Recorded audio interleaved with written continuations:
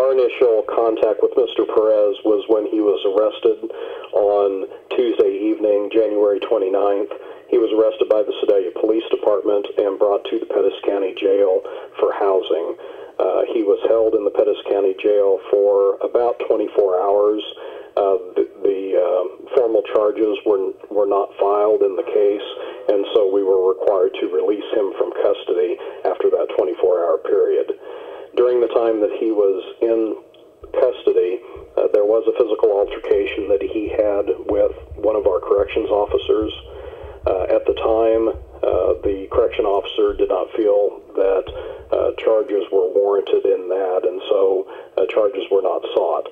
Since that time, when I became aware of it, I assigned a detective to revisit that case, and the detective is currently doing that to determine if charges need to be sent to the prosecutor.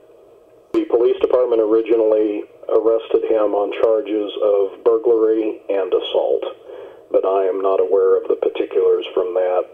You would need to check with the Sedalia Police Department in regards to that. On Thursday, shortly after noon, Pettis County Sheriff's Dispatch received a 911 emergency call from Mr. Perez's father. He was trying to transport him to Bothell Regional Health Center here in Sedalia, and for some reason was not able to continue and requested an ambulance to respond a short distance outside of Sedalia to pick him up. Either during that conversation or with a return phone call shortly after that, he reported that he was being assaulted by Mr. Perez, and so deputies and troopers from the Missouri State Highway Patrol were dispatched to the scene to assist.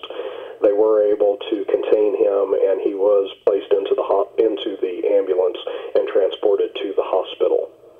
While he was at the hospital, a deputy felt the need to be able to petition the local circuit court for a involuntary committal, which is up to 96 hours for evaluation and treatment, and he sought that with the court, and the court did grant that, and we transported him to the Missouri Psychiatric Center in Columbia for that evaluation.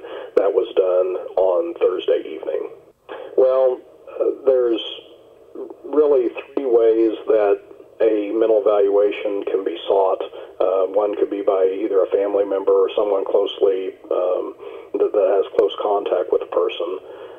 Secondly is through the hospital. A doctor may make that request for an involuntary committal, and thirdly, law enforcement may make that request.